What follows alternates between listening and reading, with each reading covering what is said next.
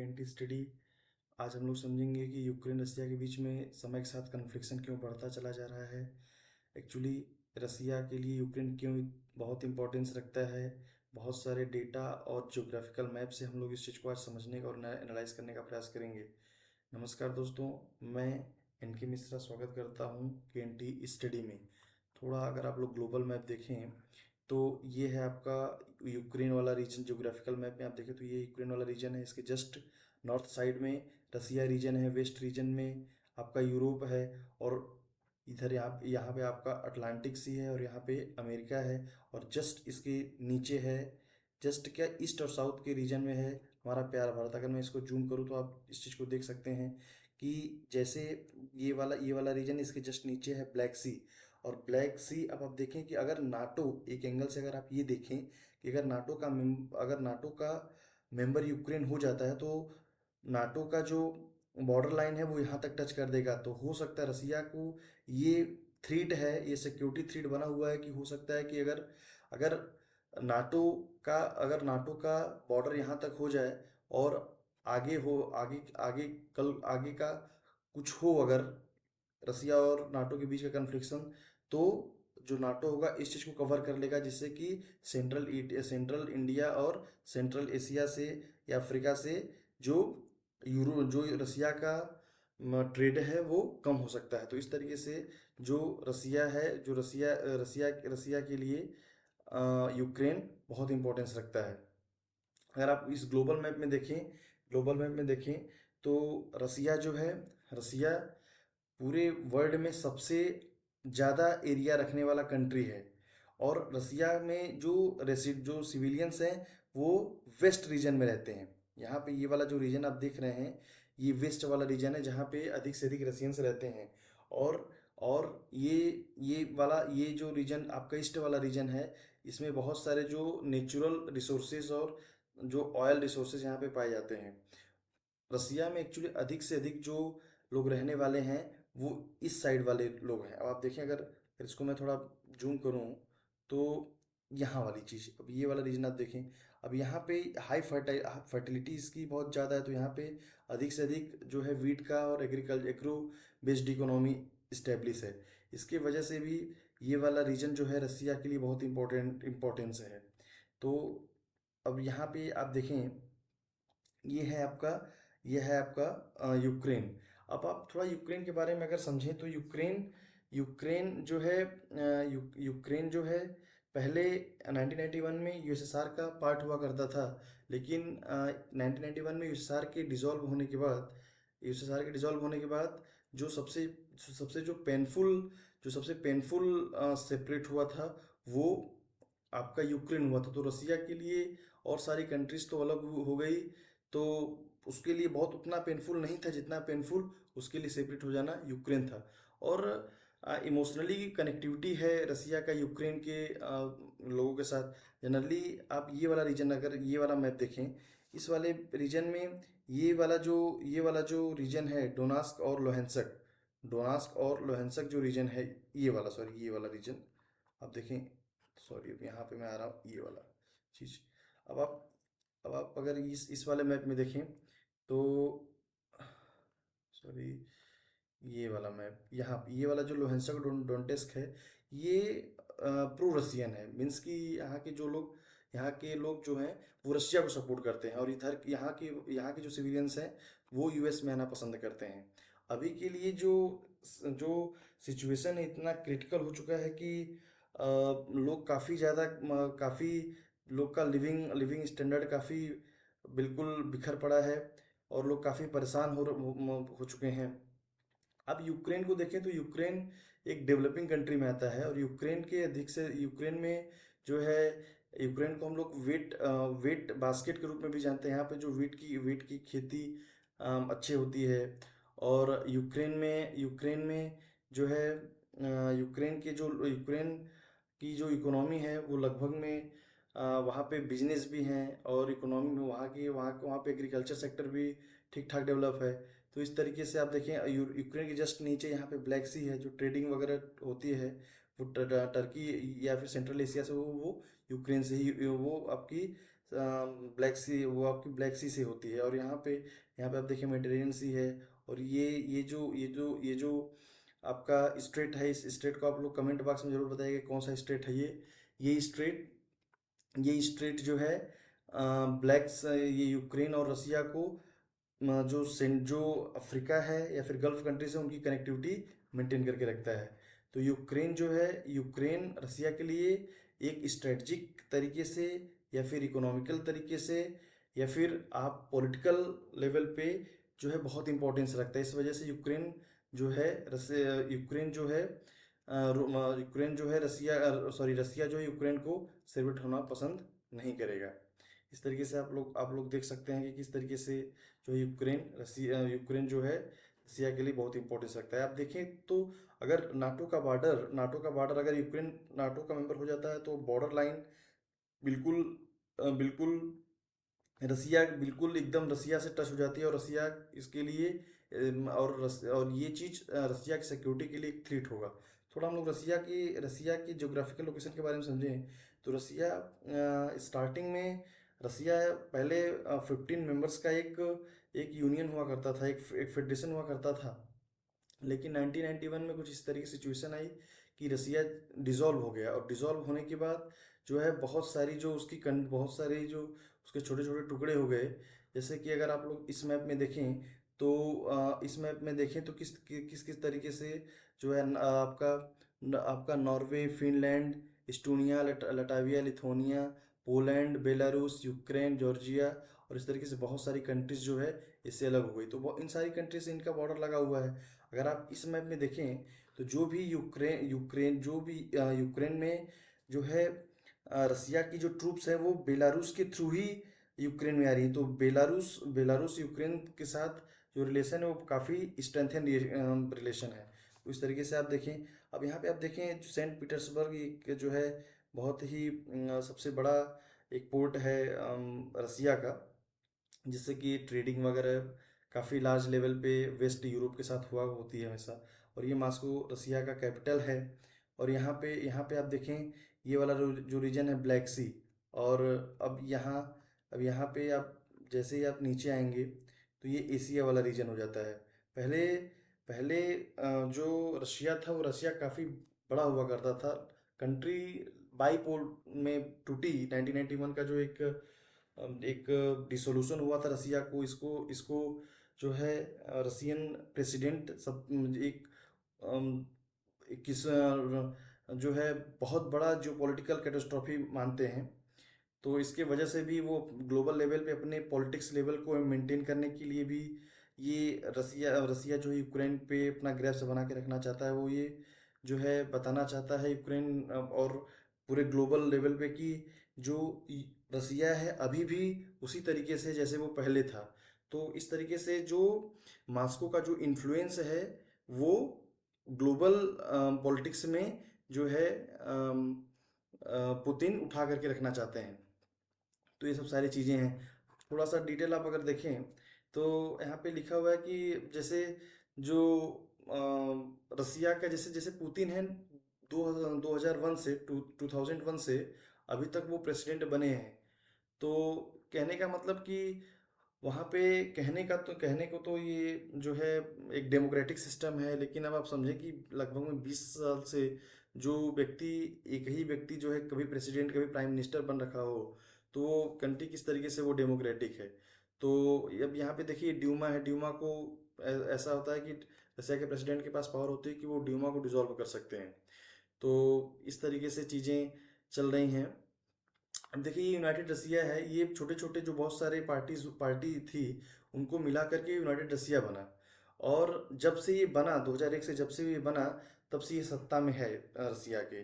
और इसको जो लीड कर रहे हैं वो व्लादिमीर पुतिन पुतिन कर रहे हैं।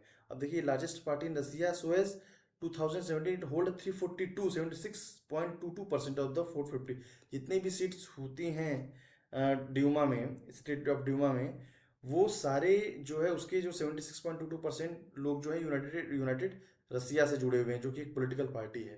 तो इस तरीके से रसिया पॉलिटिक्स में जो है व्लादिमीर पुतिन का एक ठीक ठाक ग्रैप्स है बना हुआ है। तो आप ये चीज़ देख सकते हैं। तो रसिया एक्चुअली रसिया रसिया ये वॉर क्यों कर पा रहा है, अब आप समझें कि फिर रसिया को ये अब यहाँ बात यहाँ तक भी पहुँच गई है कि जो है न्यूक्लियर वेपन्स का भी यूज कर सकते हैं। रसियन ऑफिशियल्स को ये निर्देश दिया गया है जो है पुतिन के द्वारा कि अपना न्यूक्लियर डिफेंस सिस्टम आप तैयार रखें। कभी भी इस चीज़ को कहा जा सकता है कि आप जो है यूक्रेन के कुछ रीजन में आप इस चीज़ को फॉल डाउन करें। तो ये चीज़ें हैं। तो आप रसिया का जो इकोनॉमी एक्चुअली वो क्या है कि लार्जेस्ट, वो अपनी इकोनॉमी को कुछ साल पहले से ही थोड़ा सा आत्मनिर्भर की तरफ अपना अपना इंडिपेंडेंस बनाना चाह रहा है। और रसिया, आपको पता होगा कि रसिया जो है लार्जेस्ट प्रोड्यूसर है नेचुरल गैस का। तो इसके वजह से अगर वो यहाँ से यहाँ पे आप देखें, तो यहाँ पे आप देखें तो बहुत सारी जो पाइपलाइंस हैं एक्चुअली आपको मैं दिखाऊं तो कहाँ गया इस यहाँ पे देखिए बहुत सारे पाइपलाइंस जो है वो जुड़ी हुई हैं वेस्ट यूरोप के साथ। तो अगर यहाँ से, अब यहाँ की जो सारी बहुत सारी जो इकोनॉमी है, जो हर सेक्टर की इकोनॉमी, फार्मास्यूटिकल हो जाए या फिर ऑटोमोबाइल्स हो जाए या फिर पेट्रोलियम हो जाए, वो सारी इकोनॉमी जो है रसिया जो है रसिया के गैस पाइप से ही जुड़ी हुई हैं। इसका मतलब अगर ये ब्लॉक कर दिया तो जो यूरोप है उसकी इकोनॉमी काफ़ी ज़्यादा दिक्कत करी जा सकती है। आपको ये पता ही होगा कि जो यहाँ की जो कंट्रीज़ हैं, बहुत सारी कंट्री इकोनॉमिक सेंसन लगा चुकी हैं। और इकोनॉमिकल सेंसन लगाने से ऐसा ज़रूरी नहीं कि जिस कंट्री को लगाया जाए उसी कंट्री को नुकसान पहुँचे। अब यहाँ पे आप देख रहे हैं कि यहाँ पर या कुछ डेटा से ये भी पता चला है कि यहाँ के लोग को भी सेंसन लगाने का खामियाजा भुगतना पड़ रहा है। तो जो सेंसन है वो किसी कभी कभी जिस पे लगाते हैं उसके लिए सही भी होता है, कभी कभी उसके विरुद्ध भी हो सकता है। तो ये चीज़ें हमें देखने को मिली। अब अगर यहाँ पे आप देखें तो बहुत सारे अब हमारे जो यूक्रेन्स के अब एक एक चीज़ और आप समझें कि यूक्रेन यहाँ पे जो यूक्रेन यूक्रेन है, ये यूक्रेन कहाँ गया, यस, यहाँ पे वाली चीज, यहाँ पे एक रीजन है खार्तीव। खार्तीव जो खार्तीव है, यूक्रेन में खार्तीव यहाँ पे पड़ जाता है। यहाँ पर का रीजन है एक्चुअली। खार्तीव जो है सेकेंड लार्जेस्ट सिटी यूक्रेन का। तो अब यहाँ पे ये खार्तीव पे जो यूक्रेन जो रसियन ट्रूप्स है वो मिसाइल गिरा रही है, जिसकी वजह से जो है यहाँ पे खार्तीव का जो रीजन है वो काफ़ी अफेक्ट हुआ है। तो इस तरीके से आप देख पा रहे हैं कि किस तरीके से चीज़ें चल रही हैं। अब अगर हम लोग देखें कि हमारा ऐसा नहीं है कि देखिए एक्चुअली ह्यूमैनिटेरियन लॉस तो हो ही रहा है, लेकिन इंटरनेशनल रिलेशन में जो चलता है वो होता है सेल्फ इंटरेस्ट। अब यहाँ पे देखें इंडिया के साथ जो है, इंडिया एक्चुअली रसिया के विरुद्ध क्यों नहीं बोल पा रहा है, ये भी हमको समझना पड़ेगा। आज ह्यूमैनिटेरियन लॉस हो रहा है फिर भी रसिया हमारे लिए इतना इतना इतना किया इतना इतना कर रखा है कि हम लोग रसिया के विरुद्ध नहीं बोल पा रहे हैं। एक्चुअली एक्चुअली रसिया का जब 1991 में डिसॉल्व हो गया था तो रसिया को काफ़ी काफ़ी काफ़ी उसके लिए पेनफुल रहा। तो अब यहाँ पे आप देखें न्यूक्लियर जो है अब पेनफुल रहा है। और इसके वजह से भी जो है रसिया के अंदर कहीं ना कहीं वो क्रस था कि हमें यूक्रेन को छोड़ना तो नहीं है। अब आप अगर भारत जैसा कि यूएनएससी में रिजोल्यूशन हुआ तो भारत ने अपने अपने वोट को एब्स्ट्रैक्ट कर लिया। इसका मतलब कि वो रसिया के विरुद्ध भी ना गया और यूएस की सपोर्ट में भी नहीं गया। और इसके लिए जो यूएस ऑफिशियल्स है उसने ये बोला कि उन्होंने ये बोला कि भारत को जो है रसिया के विरुद्ध जाकर के इसको हेड करना चाहिए कि, लेकिन भारत इस चीज़ को नहीं कर सकता। इसको हमें समझना पड़ेगा कि इंडिया और रसिया के बीच में जो है स्ट्रेटजिक, इंडिया और रसिया के बीच में बहुत ही डेप्थ में रिलेशन है। अगर आप इस डेटा को थोड़ा देखें तो आपको पता चलेगा कि चीज़ें जो है किस तरीके से चीज़ें किस तरीके से चीज़ें आपस में इंटर रिलेटेड हैं। अब आप देखें तो इंडिया रसिया के बीच में पॉलिटिकल रिलेशन है, डिफेंसिव रिलेशन है, सिविल न्यूक्लियर रिलेशन है, एंटी टेररिज्म रिलेशन है।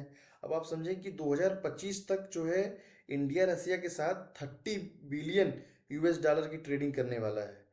तो आप ये समझ सकते हैं इंडिया और रसिया के बीच में जो है एक इंटर गवर्नमेंटल कमीशन बना हुआ है, बहुत सारे मिनिस्ट्रियल मिनिस्ट्रियल बातचीत होती रहती है। आप समझिए कि रसिया ने इंडिया को इंडिपेंडेंस होने के बाद एक छोटे भाई की तरह ट्रीट किया है।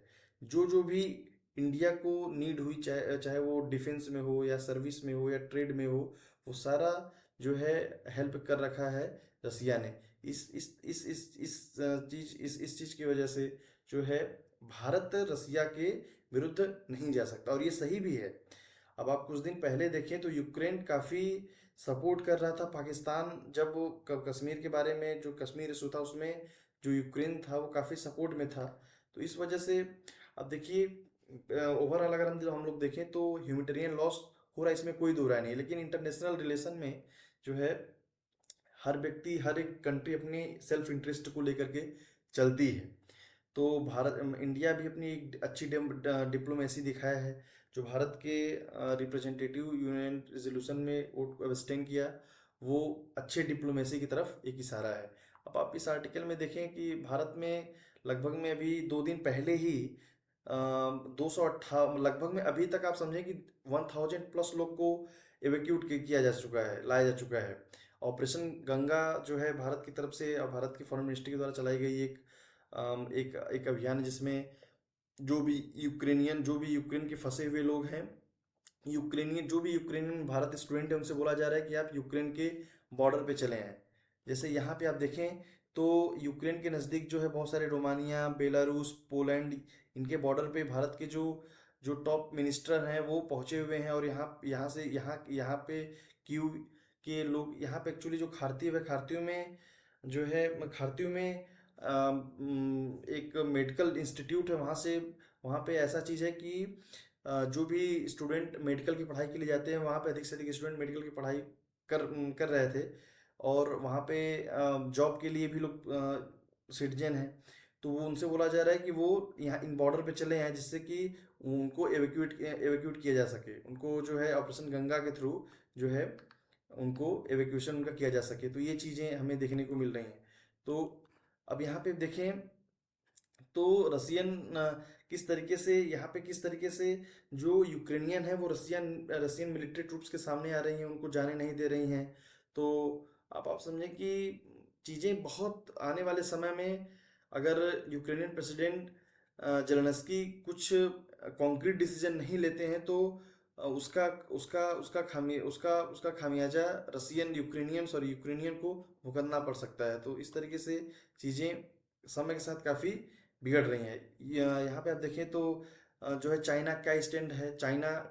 ये चीज़ें इस तरीके से बुरी हो चुकी हैं कि जो यूक्रेन के खुद के वहाँ के लोग हैं, वो जो चाइना स्टूडेंट हैं, उनको उनको काफ़ी परेशानी झेलने को मिल रही है। यहाँ तक कि चाइना ऑफिशियल्स जो चाइनीज स्टूडेंट हैं जो कि यूक्रेन में रह रहे हैं, उनको बोल दिया है कि आप लोग जो है अपनी नेशनलिटी छुपाएं। आप लोग ये ना बताएं कि हम चाइना से मिले हुए हैं, हम लोग कोरिया से हो सकते हैं, जापान से हो सकते हैं, अलग अलग नॉन चाइना कंट्री के बारे में आप लोग अपनी आइडेंटिटी को बताएं। तो इस तरीके से चीज़ें चल रही हैं। तो many are the asking if the US would intervene military of Russia invade, और इस ये सब सारी चीज़ें हैं। तो Russia launched full scale invasion. तो अभी कुछ समय पहले पता चला है कि जब तक top officials of Russia defence के बोले हैं कि हम लोग अपनी ये जो ऑपरेशन है तब तक जारी रखेंगे जब तक हम लोग क्यू तक न पहुंच जाए। जो क्यू है या खार्तीव है, यहाँ के लोग तो बिल्कुल प्रो रसियन है ही। उसके साथ साथ जो खार्तीव है और क्यू पे फुल कंट्रोल रसिया अपना बना करके रखना चाहता है। एक्चुअली जो रसिया क्रीमिया को 2014 में अपने ग्रैप्स कर लिया था, और रसिया इस रास्ते से जो है क्यू की तरफ बढ़ रही है। यहाँ पे एक रिवर है, कमेंट बॉक्स में आप लोग इस रिवर के बारे में बताएं, ये कौन सा रिवर। एक्चुअली यहाँ पे लिख भी दिया गया है, यहाँ पे ये आपका नीपर रिवर है। तो ये चीज़ें हैं यूक्रेनियन के रास्ते, जो बेलारूस है, बेलारूस के रास्ते रसिया जो है क्यू की तरफ इंटर कर रहा है। यहाँ पे Russia is advancing to Kyiv. Can Putin actually launch bomb? देखिए, न्यूक्लियर बॉम्ब लॉन्च करना करने की कब जरूरत पड़ सकती है? अगर यूक्रेन प्रेसिडेंट कोई एक दो दिन में कोई अगर कॉन्क्रीट डिसीजन, अच्छा डिसीजन नहीं लेते हैं, जो कि यूक्रेनियन लोग अभी के लिए तो यही हो सकता है कि जो रसिया को जो है यूक्रेन एक रिटन डॉक्यूमेंट दे दे, जिससे कि ये रसिया को श्योर हो जाए कि आने वाले समय में यूक्रेन नाटो का मेंबर नहीं होगा। दोस्तों, मैं यूक्रेन और रसिया के बीच का जो कुछ हिस्टोरिकल और ज्योग्राफिकल रिलेशन है उसको मैंने पिछले वीडियो में बताया, उसको आप लोग जरूर जा करके देखें। मैं लिंक जो है डिस्क्रिप्शन में दे दूंगा, उसमें आप लोग जाकर के देख सकते हैं। No one take in peace talk. अब आप देखेंगे कुछ समय पहले ही जो है ये इस बातचीत ये देखने को मिल रही है कि बेलारूस के बॉर्डर पर यूक्रेन रसिया के बीच में बातचीत होगी। अब लेकिन कुछ समय बाद हुआ, और ये भी बातचीत हुआ भी, लेकिन इस तरीके से कि यूक्रेन यूक्रेन जो है अपने डिफेंस ऑफिशियल्स और प्रेसिडेंट एडवाइजर को भेजा, लेकिन रसिया के डेलीगेट आए थे मिलने के लिए बेलारूस के एक बॉर्डर पे, वो कल्चरल मिनिस्टर को भेजा है। अब आप समझे कि डिफेंस लेवल पे बातचीत करने के लिए रसिया ने कल्चर मिनिस्टर को भेजा है। इसका क्या वो संदेश पहुंचाना चाहता है? मीन्स कि ग्लोबल मीडिया में ये पहुंच जाए कि रसिया बातचीत करने के लिए तैयार है, लेकिन एक्चुअली में क्या है वो आप लोग खुद ही समझ सकते हैं कि जब डिफेंस लेवल पे बातचीत करना हो तो कल्चरल मिनिस्टर का क्या काम। तो ये चीज़ें हमें देखने को मिली। तो अगर देखें तो क्या नेगोशिएशन हो सकता है, और नेगोशिएशन होगा तो किस किस पॉइंट से नेगोशिएशन हो सकता है? Ukraine leader has deliver an European parliament to admit to EU. तो आप देखें कि बस ये चीजें इस तरीके से आप समझे कि दो बाहुबली के बीच में जो है एक छोटा सा बाबू फंस गया है। और ये लड़ाई यूएस और यूक्रेन के बीच में नहीं है, ये लड़ाई यूएस और रसिया के बीच में एक प्रकार से है। लेकिन अब आप समझे कि यूएस किस तरीके से अपनी डिप्लोमेसी को डेवलप कर रहा है यहाँ पे। EU increase pressure on Putin as a Ukraine and Russia agree to hold talk. Means कि बहुत सारे जो यूरोपियन कंट्री हैं वो पुतिन से ये बोल रहे हैं कि आप जो है बातचीत करें यूक्रेनियन प्रेसिडेंट से। लेकिन यूक्रेनियन प्रेसिडेंट खड़े हैं बॉम्ब लेकर के कि हम जो है रसिया ट्रूप को मार ही गिराएंगे। बातचीत करने को तैयार नहीं है। तो क्या हो सकता है? अब आप आने वाले समय में इस चीज़ के बारे में हम लोग समझेंगे। अब आप देखें कि यहाँ पे जो है जो TS त्रिमूर्ति हैं, जो कि यूएनएससी में हमारे रिप्रेजेंटेटिव थे, उन्होंने इस तरीके से बताया कि भाई हम लोग जो है जो ह्यूमैनिटेरियन लॉस है उसको जो है काफ़ी ये चीज़ सही नहीं है। लेकिन हम लोग जो है हर एक कंट्री अपनी सेफ्टी और सिक्योरिटी करे, लेकिन जो है हम लोग हम लोग रसिया के कन्फ्लिक्शन, यूएस और रसिया के बीच में जो कन्फ्लिक्शन, जो ह्यूमन लॉस हो रहा है, उसके लिए काफ़ी ज़्यादा सिंपैथी हमारी है। India has not criticized Russia directly, but it is not that India has turned a blind eye to suffering of Ukrainian। लेकिन जो ह्यूमन लॉस हो रहा है उसके लिए जो इंडिया है वो यूक्रेन के साथ है। तो इस तरीके से अब जो वोटिंग थी वो जो है इंडिया ने उसको अब्सटेन किया। और दोस्तों, ये सब सारी चीज़ें थी। अगर वीडियो आपको पसंद आया तो लाइक और शेयर ज़रूर करें, और अपना सजेशन कमेंट बॉक्स में ज़रूर लिखें। थैंक्स फॉर वॉचिंग, और लाइक करना और शेयर करना बिल्कुल ना भूलें। Thank you.